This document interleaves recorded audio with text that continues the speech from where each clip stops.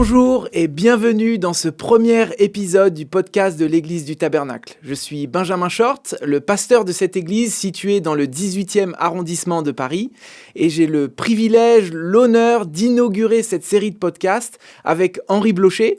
Alors, pour la plupart d'entre vous, vous le connaissez sûrement, c'est un théologien reconnu, auteur de nombreux ouvrages, professeur émérite qui a enseigné la théologie aux États-Unis, en France. Il a participé à la réflexion évangélique en France et à l'international. Mais au-delà de son parcours académique impressionnant qui ferait rougir tous les interlocuteurs en face de lui, il est avant tout un membre de notre Église du Tabernacle. Bonjour Henri Blocher. Bonjour mon cher pasteur. Alors je suis particulièrement heureux de vous avoir avec moi parce que vous avez eu un petit accident dernièrement et vous avez quand même tenu à être là et je voudrais vraiment vous remercier pour votre présence aujourd'hui. Bien, merci aussi pour ce moment que vous m'accordez de dialogue. Alors, on va ensemble aborder plusieurs sujets dans nos premiers podcasts. On va parler de la foi, de la vie chrétienne. Nous allons parler de la Bible de façon générale. Mais nous souhaitons vraiment expliquer ce que nous croyons dans notre Église, les fondements de notre foi, et comment nous aspirons à vivre en accord avec celle-ci. Et pour bien commencer cette série, il me semble essentiel de poser les bases en définissant ce qu'est la foi chrétienne. En tant que pasteur, vous savez, en discutant avec les gens, ce dont je me suis rendu compte, c'est qu'il y a pas mal d'idées reçues, d'a priori, mais aussi des incompréhensions. Et ça me paraît important de revenir aux fondamentaux. Alors, entrons directement dans le vif du sujet. Je pense que vous avez déjà fait l'expérience de cela, mais on entend souvent « moi j'ai la foi ». Qu'est-ce que ça veut dire exactement d'avoir la foi ? Alors je vous avoue que je n'aime pas beaucoup utiliser le verbe « avoir » avec la foi. La foi, c'est l'acte de croire. Mais le plus éclairant, me semble-t-il, une fois qu'on a dit ça, c'est de souligner qu'il y a deux grandes composantes, la croyance et la confiance. La foi consiste en croyance, l'affirmation qu'un message est vrai. D'accord. Et la confiance, c'est la démarche, on pourrait dire existentielle, la démarche de tout son être dans la direction de ce qu'on croit vrai, mais avec une dimension personnelle qui fait que la croyance n'est pas une simple affaire intellectuelle. Et donc, du coup, je peux assez facilement imaginer que dans toute cette posture de croyance, quand on parle de foi chrétienne, je peux facilement imaginer qu'il est difficile d'y voir clair aujourd'hui, avec tous les différents types d'églises, de traditions chrétiennes qu'il y a.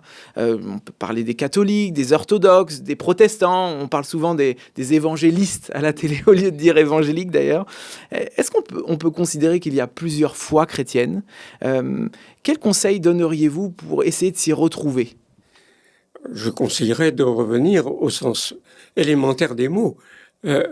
La foi chrétienne, le mot chrétien, vient du mot Christ, qui est, à partir du grec, l'équivalent du terme tiré de l'hébreu, Messie. Le Messie, c'est dans les prophéties données à Israël, il y a des milliers d'années, le roi que Dieu va envoyer pour délivrer son peuple, pour délivrer l'humanité entière et assurer un règne de paix, de justice, de fraternité et, au bout du compte, recréer le monde. Alors, ce Messie, la foi chrétienne, consiste à dire que c'était l'homme Jésus. On prononçait son nom sans doute Yeshua en hébreu à l'époque où il a vécu, c'est-à-dire il y a 2000 ans. C'est cet homme Jésus qui a vécu sur la terre d'Israël, ce qu'on appelle aussi Palestine, et qui a eu un ministère assez bref, mais assez sensationnel, avec un message qu'il prêchait, avec des miracles qu'il opérait, et qui finalement a été mis à mort par la coalition, pourrait-on dire, de la jalousie de dirigeants de son peuple et des autorités romaines qui ne voulaient pas de troubles dans le pays qu'ils occupaient. Alors, si on devait résumer la foi chrétienne authentique et son contenu en quelques phrases, qu'est-ce que vous diriez? Alors le premier point, je viens de l'énoncer déjà, c'est que cet homme, Jésus, est le Messie envoyé par Dieu qui accomplit les prophéties. Je pense que le second point serait de dire que tout cela n'a de sens que dans le cadre de la révélation que Dieu avait donnée déjà de lui-même dans les siècles qui avaient précédé et qui comprend en particulier l'unicité de Dieu. Il y a un seul Dieu. Tous ceux qui, dans la multitude du polythéisme, prétendent au titre de Dieu, le font à titre illusoire, frauduleux. Donc, il y a l'affirmation du Dieu unique, il y a l'affirmation du besoin de salut qu'a l'homme tel qu'il vit sur la terre, hommes et femmes. Le fait qu'il est aliéné, qu'il n'a pas de véritable communion avec le Dieu unique qu'il a créé, et qu'il faut une solution que Dieu finalement seul peut opérer et qu'il opère par son envoyé, Jésus, le Christ. Et à partir de là, alors, il y a encore d'autres éléments, à savoir que ceux qui sont ainsi sauvés en mettant leur confiance en lui, en recevant le don qu'il propose, constituent une communauté qui est liés par un lien surnaturel et qu'on appelle l'Église. Et justement, ce que je vous propose, c'est qu'on essaye de rentrer un petit peu plus en profondeur de tout ce que implique la foi chrétienne. Nous sommes une église protestante évangélique au Tabernacle, ce qui veut dire que nous prenons racine dans la réforme du XVIe siècle. Et nous aimons résumer notre foi avec 5 affirmations, ce que nous appelons plus communément les 5 solas. Et je souhaite qu'on puisse les examiner ensemble. Alors, ce sont des termes latins, c'est pas pour faire plus intellectuel, c'est tout simplement parce que c'était ce qui était le plus largement utilisé au XVIe siècle. Et donc, je vais donner au fur et à mesure ces 5 affirmations et je vous propose peut-être de les définir et ça nous permettra de rentrer un petit peu plus en profondeur dans les implications de notre foi chrétienne. Alors, la première affirmation, c'est sola scriptura. Oui, alors, sola scriptura, ça veut dire par l'écriture seule. Alors, l'écriture, c'est la Bible. C'est l'écriture sainte. On peut associer, c'est tout à fait traditionnel et classique, cet adjectif, parce que c'est un écrit, ou plutôt un ensemble d'écrits, on emploie aussi le pluriel, les écritures saintes, un ensemble d'écrits qui a été donné pour révélation par le Dieu unique, par l'action de son esprit, qui a donné le message voulu aux êtres humains qu'il a utilisés, hommes, et je crois aussi quelques femmes, qui ont été les instruments de Dieu, les prophètes et prophétesses, au sens large du terme. Donc, par l'écriture, cela veut dire que pour y voir clair, que pour suivre un chemin sûr, alors que nous sommes en proie à tant d'erreurs et de mensonges, c'est la parole que Dieu lui-même a consignée dans ce livre par ses messagers que nous devons suivre. La deuxième affirmation, sola fide. Alors, sola fide, ça veut dire par la foi seule. C'est ce qui a été redécouvert au XVIe siècle parce que l'évolution de l'Église avait obscurci la chose, en tout cas pour la plupart des gens. C'est la découverte que nous sommes tellement incapables de nous sauver par nous-mêmes. Et Dieu est tellement généreux que le salut qu'il nous propose est gratuit, qu'il suffit de le recevoir, d'y croire. Alors, pas seulement de la croyance intellectuelle, mais aussi le mouvement du cœur qui se donne à ce Dieu. C'est par la foi seule que nous sommes sauvés, parce que c'est un don tout à fait gratuit. Et donc, justement, la troisième affirmation nous permettra de comprendre comment ce don nous a été donné. Sola gratia, qu'est-ce que cela exprime ? Alors, sola gratia, ça veut dire par la grâce seule. Et c'est un peu ce que je viens de dire déjà. Tout à fait. Grâce et foi, ça va vraiment tout à fait ensemble. Mais le mot grâce, attention, ne désigne pas une espèce de chose, un fluide ou... Non, c'est la faveur divine. C'est la bonté de Dieu se manifestant en acte pour nous donner la vie, la vraie vie avec lui, la paix, la joie, etc. Et donc cette grâce est manifestée en une personne particulièrement, et donc c'est la quatrième affirmation, solus Christus. Oui, alors le Christ seul est celui par qui cette grâce nous advient.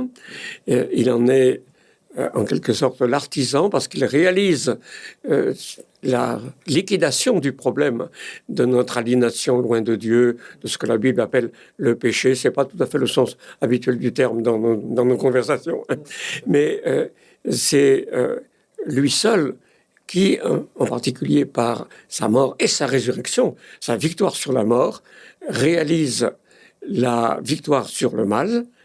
Et ensuite, c'est en mettant notre confiance en lui, en nous unissant à lui par adhésion du cœur, que nous recevons ce cadeau qu'il a rendu possible pour nous.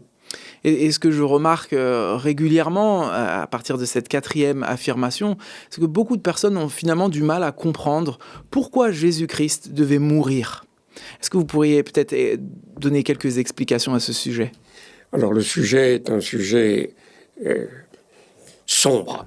Il faut reconnaître que c'est une vérité dure. Et quand on veut la vérité, on accepte aussi les angles les plus durs.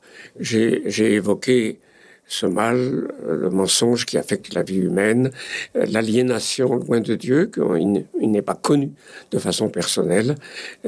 C'est ce que la Bible appelle le péché. Et la Bible dit que le salaire du péché, c'est la mort. Si Jésus nous sauve par sa mort, c'est parce qu'il prend sur lui notre mort, parce qu'il va parfaitement satisfaire toutes les exigences de la sainteté du Dieu unique pour que nous puissions aller librement de l'avant dans la foi. Et donc nous finissons avec la cinquième affirmation, Soli Deo Gloria. Alors, Soli Deo Gloria veut dire gloire, gloria, à Dieu seul. Puisque c'est lui qui fait un cadeau absolument gratuit, qui opère tout par son envoyé Jésus, le Christ, pour nous sauver, il n'y a aucune part d'honneur, de gloire qui puisse nous revenir à nous par distinction de Dieu. C'est Dieu qui agit. Nous sommes entièrement au bénéfice de son œuvre. Alors certes, dans sa générosité, il nous fait participer à sa gloire. Mais c'est sa gloire à lui. Donc c'est à lui seul, finalement, que nous rendons gloire, que nous disons, si nous sommes sauvés, ce n'est pas que nous ayons quelque chose de plus que les autres humains, c'est simplement que nous acceptons le cadeau qu'il nous fait. Tout à fait. Et donc, du coup, avec ce panorama que nous voyons de l'humanité qui avait quelque chose à régler avec Dieu, Dieu qui le règle lui-même en envoyant son Fils Jésus-Christ, mort à notre place pour pardonner nos fautes, puis ressuscité, on se rend bien compte que devant ces affirmations-là, on a du mal parfois à comprendre, peut-être quand quelqu'un nous dit « je suis croyant », mais pas pratiquant. Parce que c'est quelque chose qu'on entend régulièrement. Est-ce que c'est possible de croire à tout ça sans pratiquer quoi que ce soit ? Si on en reste à une croyance, c'est encore très superficiel. Le réformateur Jean Calvin disait des idées qui voltigent dans le cerveau. Oui, alors c'est malheureusement une inconséquence que l'on constate. Mais la vraie foi, non. C'est immédiatement une pratique. La chose me semble évidente. Et je me rappelle un cours du philosophe protestant assez connu, Paul Ricoeur, qui citait qu'à titre de plaisanterie, celui qui disait « je suis fétichiste non pratiquant ». Évidemment, c'est complètement ridicule. Si l'on est fétichiste, bien sûr, c'est une pratique. Eh bien, je dirais que dire « je suis chrétien non pratiquant », ça devrait être aussi ridicule, aux yeux de tous, que de dire « je suis fétichiste non pratiquant ». Et donc, qu'est-ce que la foi chrétienne devrait produire en nous, naturellement ? Alors, elle devrait produire en nous d'abord, je dirais, le grand soulagement. C'est une libération. Je suis libre de tout le fardeau de culpabilité que mes actes avaient entraîné. Donc, libération, possibilité de parler à Dieu comme à un ami, bien sûr, suprêmement élevé au-dessus de tout ce que je suis, mais qui se penche vers moi, et donc la liberté de parler à lui-même comme un enfant parle à son père. C'est ce qui est dit dans la Bible. Et puis la paix, la joie, et une relation nouvelle, renouvelée, avec les autres hommes et femmes et enfants avec qui nous vivons. Et donc pour ceux qui nous regardent, qui nous écoutent et qui souhaitent découvrir la foi chrétienne, qu'est-ce que vous leur conseillerez ? Alors nous avons dit sola scriptura, l'écriture seule, la Bible. Donc je ne peux que recommander de chercher dans la Bible ce qui est vrai. Et où commencer ? Probablement par l'un des évangiles. Le mot évangile veut dire bonne nouvelle. Et il a d'ailleurs été préservé, vous le savez, à peu près en arabe avec Injil. Parmi les évangiles, celui qu'on peut recommander peut-être suprêmement, c'est l'évangile selon saint Jean. Jean se désigne lui-même, il a cette élégance de ne pas mettre son nom, mais comme le disciple que Jésus aimait. C'était un disciple particulièrement proche de Jésus. Il a donc été un témoin oculaire. Il raconte les étapes du ministère de Jésus telles qu'il les a lui-même vécues. Et puis, il a pris son temps, il a réfléchi, il a été conduit par l'Esprit de Dieu à discerner la signification de cette vie de Jésus et de sa mort et de sa résurrection. Et donc, c'est aussi l'évangile qui est le plus riche en profondeur théologique. Et donc, il y a 4 évangiles, hein, Matthieu, Marc, Luc et Jean. Alors, pourquoi commencer plus précisément par l'évangile de Jean ?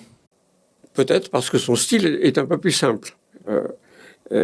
C'est un évangile dont un père de l'Église, un des théologiens des premiers siècles de l'histoire du christianisme, disait que il n'y a pas trop d'eau, les petits-enfants peuvent s'y mettre à l'aise, et les petits agneaux, et il y en a assez pour que les éléphants puissent nager sans problème. Il y en a pour tout le monde. Et voilà, c'est une très grande profondeur, mais c'est une assez grande simplicité de langage. Cela, on peut le dire sans doute. Mais si quelqu'un veut commencer par un autre évangile, je ne voudrais pas du tout l'en empêcher.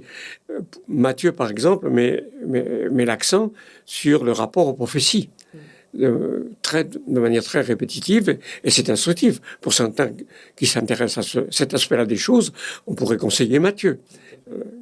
Et pour ceux qui aiment les détails, peut-être on pourrait leur conseiller aussi Luc, hein, qui était un petit peu un enquêteur quelque part. Oui, qui était médecin. Et il y a quelques détails qui montrent qu'il avait l'œil du médecin à ce propos. Voilà, tout à fait. Écoutez, je vous propose qu'on s'arrête là pour ce premier podcast. Monsieur Blocher, c'était un plaisir de pouvoir échanger avec vous. Merci à vous tous d'avoir écouté, visionné ce podcast. Si vous souhaitez aller plus loin, n'hésitez surtout pas à aller consulter notre site internet que vous verrez en description de cette vidéo et prendre contact avec nous. Et vous êtes aussi toujours les bienvenus pour venir nous voir le dimanche matin à 10h30. À bientôt.